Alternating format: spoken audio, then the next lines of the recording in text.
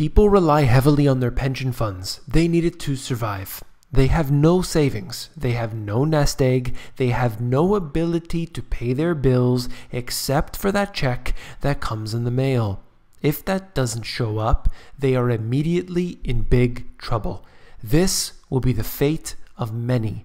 When the money doesn't appear, the panic will ensue. You came here for the truth, so let me unveil that for you. I want to talk about pension funds. I want to talk about taxes. I want to talk about debt. Let's begin. Look at this chart here, where you can see different cities being highlighted here. And when you have a shortfall, you have a few options. So they're discussing these options. Increase taxes. What else is new?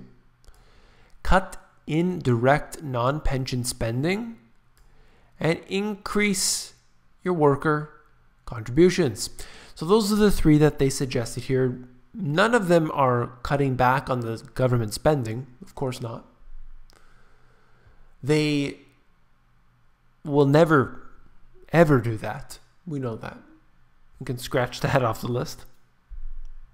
So for example, you have all these different funding gaps, which you'll see in this column here. Looking at the city, for example, Chicago, 27% funding gap. What do? You can increase taxation by 27%, increase your worker contributions by 428%. In the case of Honolulu, increase your worker contributions by 76,000%. This is not sustainable. This is not realistic. And this will never, ever be accomplished. We have a crisis that is going on in the United States today, and that is the pension fund crisis. You're not allowed to talk about it. Nobody wants to hear about it, and that's why you came here for the truth. When you see this level of debt, this level of suffering that will ultimately be felt, you have to call it like it is. There's no way that the government will ever be able to pay this back. This is a Ponzi scheme. New workers pay into the system today, and they hope that when it's their turn to get the money, it will be there. But I assure you, people are realizing it already, that that isn't the case. And I'll show you an example of that. So hang on. Now, looking at the map version, you can go around, look for your city that you may be in or other cities that you're interested in. And then basically, there's this chart at the bottom here where you'll notice the beige or tan color being the lowest credit risk and the red color being the highest credit risk, showing you Chicago, obviously at a high level of risk. Looking around, Pittsburgh, Houston, Austin, Phoenix, and others. Now you can see that those with the highest credit risk, perhaps we want to focus on them, but I would suggest that most of the cities are in the same situation. They have too much debt. Whether it's an extreme amount of debt or whether it's just a really bad amount of debt, they're still all in massive amounts of debt. And these are not ever using generally accepted accounting principles or GAAP. They don't have to do that. You and I, we have to follow those rules. And basically what it says is that you can't hide anything. But the government, well, they do. They're allowed to, and they do so. They have off-balance sheet figures. What kind? Well, what you're looking at is all the biggest ones. Medicare, Medicaid, Social Security, and others. All of these cities have their own off-balance sheet records. They don't have to report it like you and I do. And it's, to me, fraud. If we have to report, so why don't they? because of course it would show the true insolvency of the government at every single level. There's no way this could ever be paid back. I mean, I don't know how else to say it. It's fraud. It's a Ponzi scheme. The iPod ratio, state, city, and county debt burdens. Percentage, check this out. Percentage of the municipality's revenue required to pay the sum of interest on net direct debt, the municipality's share of unfunded pension and retiree healthcare liabilities, and the defined contribution plan payments, assuming 6% plan return and a 30-year level dollar amortization. Okay. That's a lot to take in. We're looking at these three different cities, counties, states. Okay. As far as I'm concerned, let's blend them in the middle. They're all suffering. Chicago, congratulations. You've won. But there are so many other cities that are not far behind. Yes, Illinois happens to be the state here in the lead, if you want to call it that. But New Jersey and others all the way down, same situation. All right. Imagine you would need over 60% of your revenue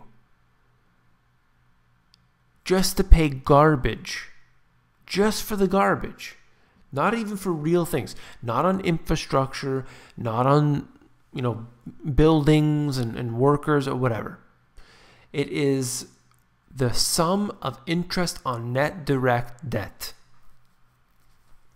These central banks have created a system so genius, and yet you have the mainstream media, the government, obviously, and the alternative news, all supplying funding, all supporting in one way or another these corporations that are involved in this. Look, if you're going to invest in Facebook, you're basically investing in an arm of the government, and so you support that. You support the fraud and you build up the Ponzi scheme. When you invest in corporations that are knowingly manipulating you and I every single day, that are looking at me in the camera that I'm facing right now, which I will close, and we're supporting that for what? For no good reason. You don't have to. You don't have to do that. Federal, state, local underfunded public pension liability going up to a level that has never been seen before. Of course, what is that, 8 trillion?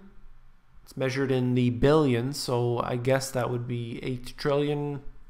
My math might be off, but it doesn't matter. All I know is that what we are seeing with pension funds is that they are underfunded, and they are what is commonly known as intragovernmental debt. When you see the government borrowing from itself for things like Social Security, these are all safety nets, right? Anything. You have these pension funds which people pay into, and I get that, but ultimately you think that they will be there when you need it, and that's sort of where people are wrong, because it's going to be taken away from you. And I can show you an example of that. Voters on Tuesday approved cuts to the City of Dallas Civilian Employee Pension Fund that officials say will help keep it afloat in the coming years. That's right.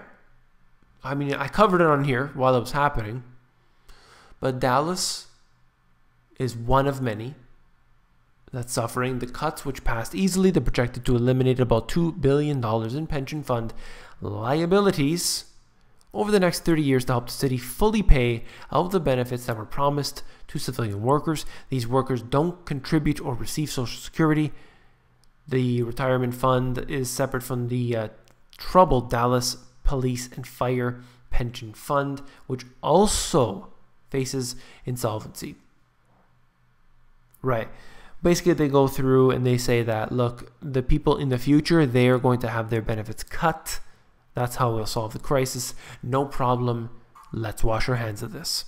That's really what they did. Pushing it off further into the future, making a few cuts here and there. And that is the way that they'll do this. You know, the police and fire, they'll tell you the same thing. Cuts. The cuts are coming. People aren't ready for it, but they are. Every time I do a video about it, there's always a small handful of people who tell me off. And why? Because they really rely on this. And I'm not saying this as sort of pointing the finger and saying, look, you know, you're relying on this and this is a big mistake, and, you know, almost blaming people for it. Well, that's not the case at all. I'm warning people, saying, look at what's happening. It's happening already. It's happened around the world. It's a global thing. It's not just the US. And you have a choice today to hope and pray that that pension will be there, or you can do something about it right now. We have safety nets set up in our system that we live in, whether it's a Social Security type benefit, whether it is a pension fund, whether it is our retirement fund like a 401k, RRSP, or a super, and you have to figure, will they all be there when I need them? And I believe that there will be a relatively large group of people who need that money and it's not going to be there for them. That's what I worry about. Do not rely on the safety net. If you have it coming to you, great. But don't rely on it. Where's the beef? From The Economist magazine. Asset price booms are a source of cheer but also anxiety. There are two immediate reasons to worry. First, markets have been steadily rising against the backdrop of extraordinarily loose monetary policy. I talk about this all the time. Central banks have kept short-term interest rates close to zero since the financial crisis, helped depress long-term rates by purchasing $11 trillion worth of government bonds through quantitative easing, QE. Only now are they starting to unwind the policies. Fed is raising rates. They're still going to sell their bond holdings supposedly. Other central banks apparently will follow soon after. If they've been propped up, what's going to happen if they reverse course? Obviously, we know what's going to happen. It's coming down. It's simply a matter of fact. If the crutch is there, you pull the crutch away, what's going to happen? Doesn't take a genius to figure that one out. Consider, for instance, investors' recent willingness to buy euro bonds issued by Iraq, Ukraine, Egypt at yields of around 7%. There is more and more appetite for risk. And that's exactly what happened the last time around, and guess what? That's the last time that happened, the last time before that, and the last time before that, and the last time before that. When you take on too much risk, the fragility exposes itself, and everything comes tumbling down. If you found this video informative, please give me a thumbs up. Last but not least, if you found the video informative, I know you'll find my books, The Money GPS and my new release, Global Economic Collapse, even more informative. You can flip through these books at Amazon. Links are in the description below. Take care.